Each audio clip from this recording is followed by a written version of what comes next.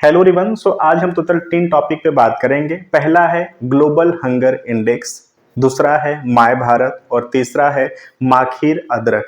इन तीनों टॉपिक को बिल्कुल हम डीप एनालिसिस करेंगे ताकि ऑब्जेक्टिव क्वेश्चंस यहाँ से बने तो उसको हम डील कर सकें।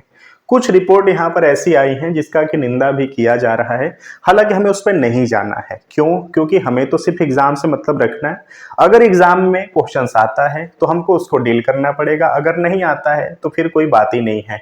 अगर इन टॉपिक को आप पहले से कवर कर चुके हैं तो प्लीज आप वीडियो को स्किप कर देना। अदरवाइज अगर अभी तक नहीं किए हैं तो आज इन टॉपिकों से जुड़ा जो भी डाउट आपका छोटा से बड़ा होगा वो सारे के सारे क्लियर हो जाएंगे। चलिए स्टार्ट करते हैं। पहला टॉपिक है ग्लोबल हंगर इंडेक्स, यानी कि वैश्विक भूखमरी रिपोर्ट के नाम से भी जानते हैं। इसको हम शॉर्ट में जीएचआई भी कहते हैं। क्लियर? शॉर्ट में जीएचआई भी कहते हैं। यह एक वार्षिक रिपोर्ट है।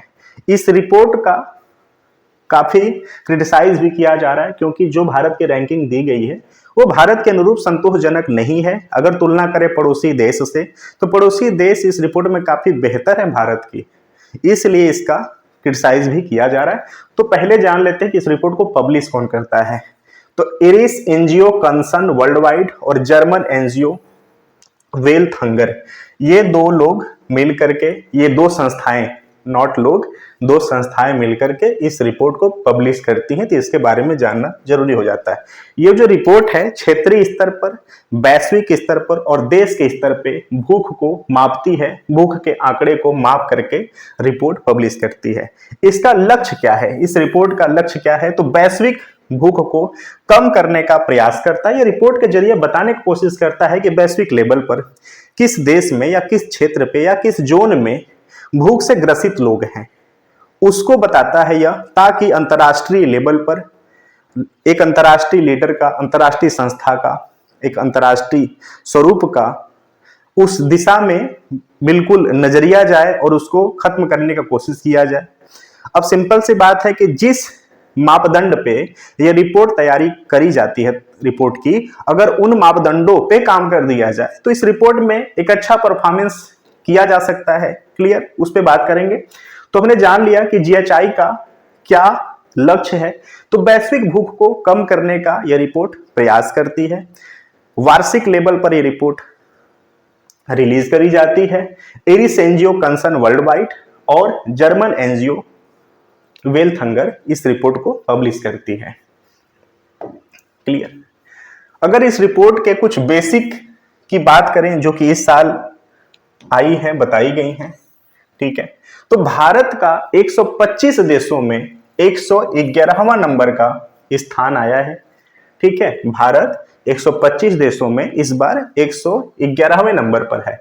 वहीं 2022 में 107वें नंबर पे था 121 देशों में।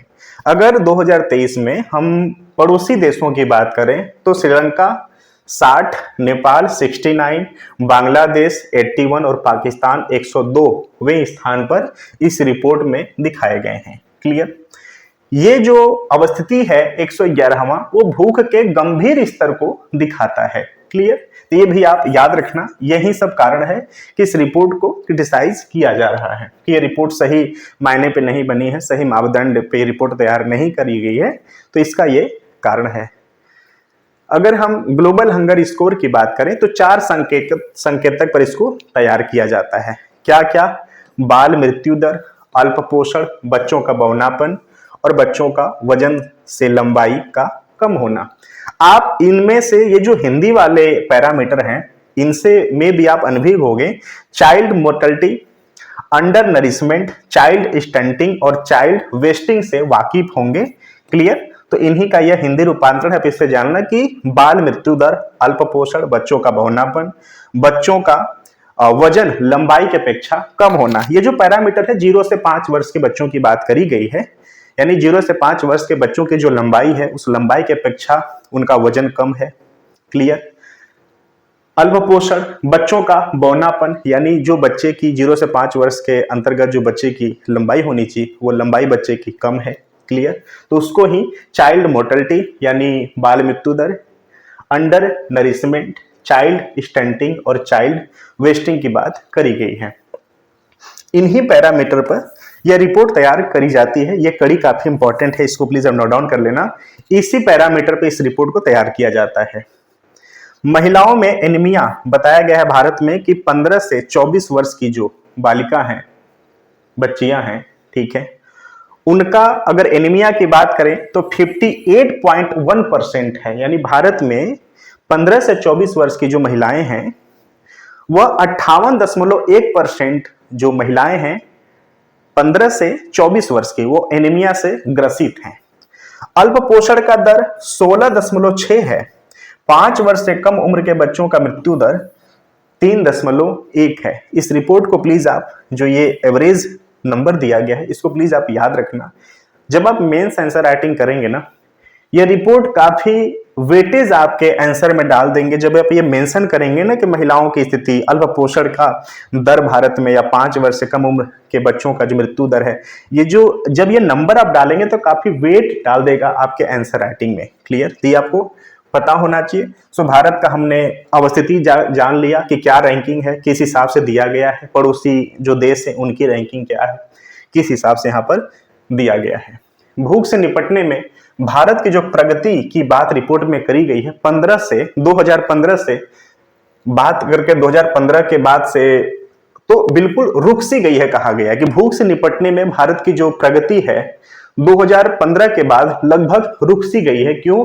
क्योंकि जो डाटा परफॉर्मेंस वो बिल्कुल नहीं आ रहा है। 100 बिंदु हैं, 100 बिंदु पैमाने पर लगभग भारत का जो ग्लोबल हंगर इंडेक्स स्कोर है वो 28.7 है, जो कि कम स्कोर कम भूख का प्रतिनिधित्व करता है। उच्च स्कोर गंभीर भूख के संकेतक होते हैं। यानी ये जो 100 बिंदु का पैरामीटर तैयार किया गया है, 0 सबसे बेहतर माना जाता है। जैसे जैसे 0 से आगे बढ़ते जाते हैं भूख की अवस्थिति गंभीर होती जाती है, और जैसे जैसे 0 के पास आते जाते हैं भूख की अवस्थिति बेहतर होती है, यानी कि वहां के लोग भूख से कम ग्रसित होते हैं, और 0 सबसे बेस्ट माना जाता है। क्लियर? तो वही बात कहा गया है कि जो कम स्कोर है भूख का प्रतिनिधित्व करता है कम, और जो उच्च स्कोर होता है अधिक गंभीर भूख का प्रतिनिधित्व करता है। भारत की जो अवस्थिति आई है काफी गंभीर है। ठीक है, रिपोर्ट में बताया गया है कि दक्षिण एशिया और सहारा का दक्षिण अफ्रीका भूख का स्तर सबसे अधिक है। आप इस भी मैटर को याद रखना कि दक्षिण एशिया और सहारा का दक्षिण अफ्रीका भूख का स्तर सबसे अधिक है, यानी सबसे गंभीर अवस्थिति की बताई गई है। प्रत्येक का जो ग्लोबल हंगर स्कोर है वो 27.0 है। लैटिन अमेरिका, कैरिबियाई एकमात्र क्षेत्र है जहां 2015 से 23 के बीच जो ग्लोबल हंगर स्कोर है वह खराब होता गया है। वैश्विक स्तर पर जीएचआई स्कोर 18.3 है, जिसे कि हम मॉडरेट भी कह सकते हैं। क्लियर? तो बिल्कुल ये रहा जीएचआई से जुड़ा हुआ कंटेंट, जीएचआई से जुड़ा हुआ 1 by 1 एक एक क्लू जो कि ऑब्जेक्टिव में भी हेल्प करे। सो प्लीज आप इसको नोट डाउन भी कर लेना। नेक्स्ट है मेरा युवा भारत। अब अगर पीआईबी में आप देखेंगे तो इसको माय भारत भी बताया गया है, तो ये भी याद रखना कि शॉर्ट में आपसे एग्जाम में माय भारत, MY भारत भी पूछ सकता है। बाकी इसका पूरा नाम है मेरा युवा भारत। जो माय भारत है एक स्वायत्त निकाय है। राष्ट्रीय युवा नीति में युवा की परिभाषा के अनुरूप 15 से 29 वर्ष के आयु वर्ग के युवाओं को लाभान्वित करने का बात यहाँ पर कहा गया है। ठीक है, अगर प्राथमिक उद्देश्य की बात करें तो युवा विकास के लिए एक व्यापक मंच के रूप में कार्य करेगा। क्लियर? इस मैटर को याद रखना, यहां से आपको कंफ्यूज कराया जा सकता है कि युवा विकास के लिए एक व्यापक मंच के रूप में कार्य यह करेगा। सरदार वल्लभ भाई पटेल के जयंती के उपलक्ष्य में राष्ट्र को इसको समर्पित करने की बात कही गई है। क्लियर? राष्ट्रीय एकता दिवस सरदार वल्लभ भाई पटेल जयंती के नाम से मनाया जाता है। तो हालांकि जो मेरा युवा भारत है, माय भारत, इसको बिल्कुल आप समझ लो कि माय भारत एक स्वायत्त निकाय तैयार किया गया है। राष्ट्रीय युवा नीति में युवा की परिभाषा के अनुरूप 15 से 29 वर्ष के आयु वर्ग के युवाओं को लाभान्वित करने की बात यहाँ पर करी गई है। प्राथमिक उद्देश्य क्या है?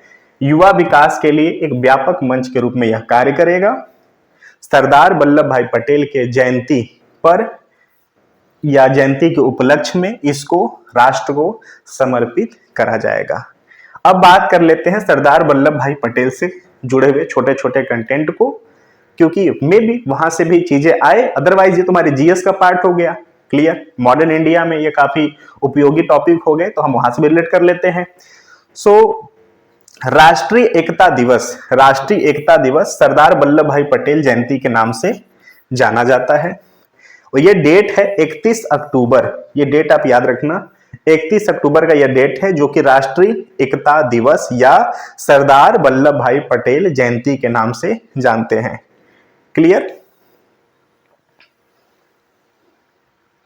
ओके। चलिए, अब सरदार वल्लभ भाई पटेल की उपयोगिता की बात करें इतिहास में, तो ये काफी प्रचलित, ये कोटेशन पता ही होगा कि 565 रियासतों को एकजुट करने का महत्वपूर्ण भूमिका इन्होंने निभाया, जिसके लिए इनको आज भी इनके इस कार्य के लिए, इनके इस भारत के एकता के लिए जाना जाता है कि टोटल 565, हालांकि ये कमी है, इसमें प्लस ही था, यह 61 नहीं 565 रियासतों को एकजुट करने का महत्वपूर्ण भूमिका इन्होंने निभाया था। देश के पहले उप प्रधानमंत्री थे जो कि उप प्रधानमंत्री के रूप में कार्य किया था। 31 अक्टूबर 1875 को गुजरात में यानी 1875 में यह जन्मे थे।